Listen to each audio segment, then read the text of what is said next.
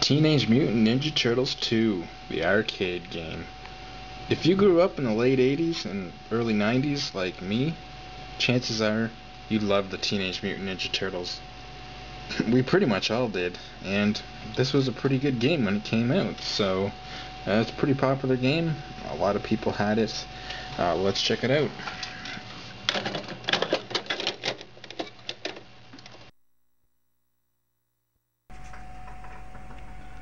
Alright, this is Teenage Mutant Ninja Turtles 2, the arcade game. Copyright Konami, 1990. This is a two-player game on the NES. Originally this was an arcade game, and in some of the arcades you could play 4 players all at once.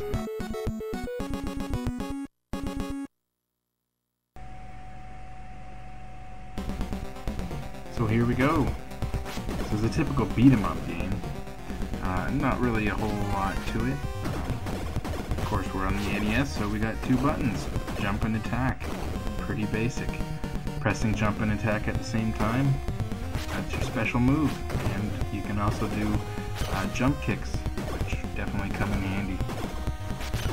So anyways, this game, like I said, was originally an arcade game. This game was developed and published by Konami. And it came out in the arcades in 1990, as we saw, copyright 1990. This wasn't ported to the NES until 1991. Now in the late 80s, this show, hit the airwaves and pretty much an instant success. I mean, like I said, late 80s, everybody I know was watching Teenage Mutant Ninja Turtles. I love this damn cartoon so much, and not just the cartoon, but of course the movie in 1990, 1991. I say 1991. I was 10 years old. The movie came out, and I remember seeing the movie for my birthday with like 4 of my friends. And even that first movie's pretty darn good. Even today, it still kind of holds up. Pretty good movie. If you've never seen the original movie, check that out.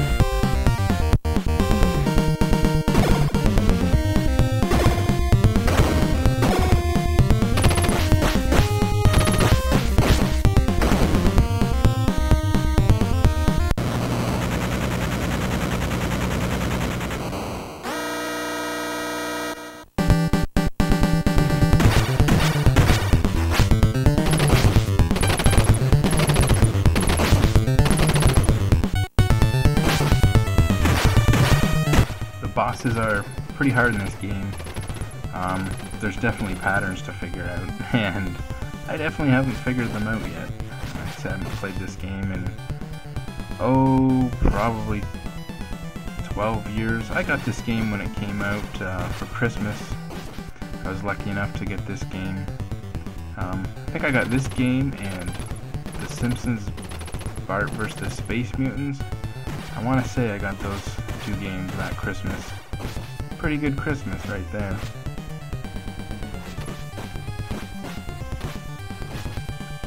As you can see, I'm just going through lives here because I'm just going all out, and that does not work in this game very well. If you just go in swinging, you got to learn the patterns for the bosses. So.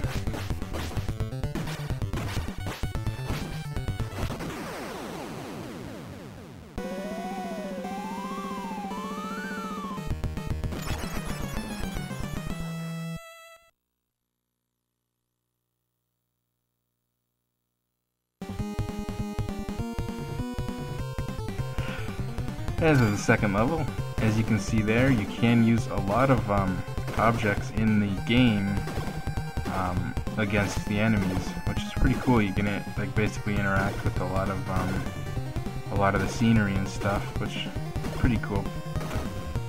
Adds a little bit to the game. There's another thing that could come in handy. And yeah, you can throw stuff like these sewer holes back. Pizza is your health. Go figure. Not a lot of it in the game, but every once in a while it will pop up. Save it for when you need it and health up. Random skater chick, I almost chopped their head off. Little perspective change here as we work our way down instead of left to right. And here's the second boss.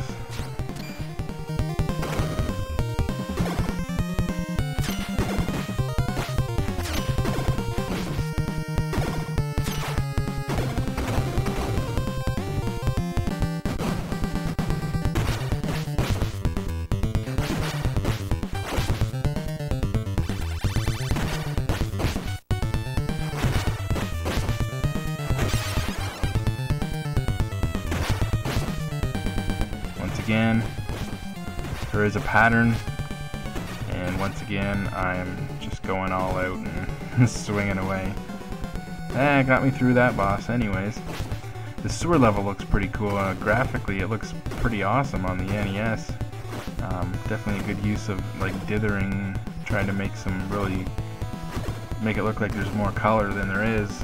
Lots of detail in the water and the bricks. Remember the Mousers? These are the Mousers. Oh, what was that guy's name? That Baxter something or other? He was like the scientist guy that Shredder kidnaps and gets him to build him all these high-tech little gadgets. And the Mousers were one of them. And once again, another boss. This one's really easy. It doesn't really attack you, so I mean, for the most part you'll beat this boss without even getting hit. Then we got the snow level, and here's some robotic snowmen. And they shoot missiles at you. And underneath the snowman is little, I don't know what the heck these things are. Little robot spring guys.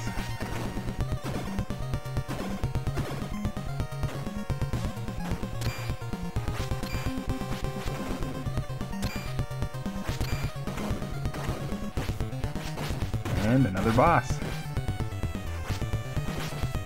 This one's a little easier if you're patient. If you hit him, get away from him. Hit him a couple times, get away from him. You won't get hit. But of course I'm not that patient.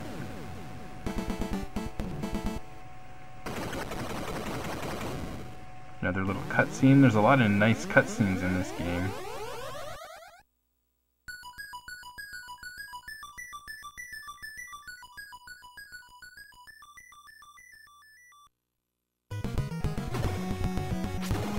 And here we got the parking lot level, which reminds me of the parking lot level in Moonwalker, for some reason.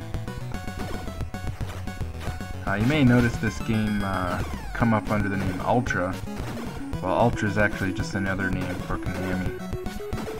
Apparently there was some laws as for third-party developers doing games on the NES and the amount of games they could do per year. Going under the name Ultra was just one way for Konami to get around that. And I just hurt myself with that. Blow up the cans there. I'll have to remember that for next time. Cars try and run you over, which is pretty cool.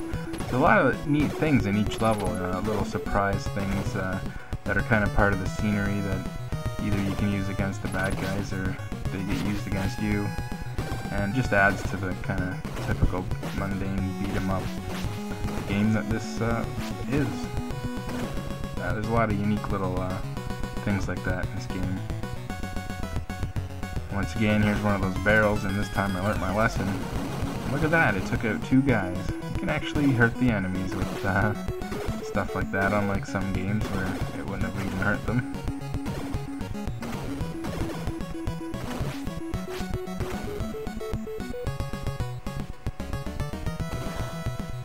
Now, I used to be able to beat this game when I was younger and I had it.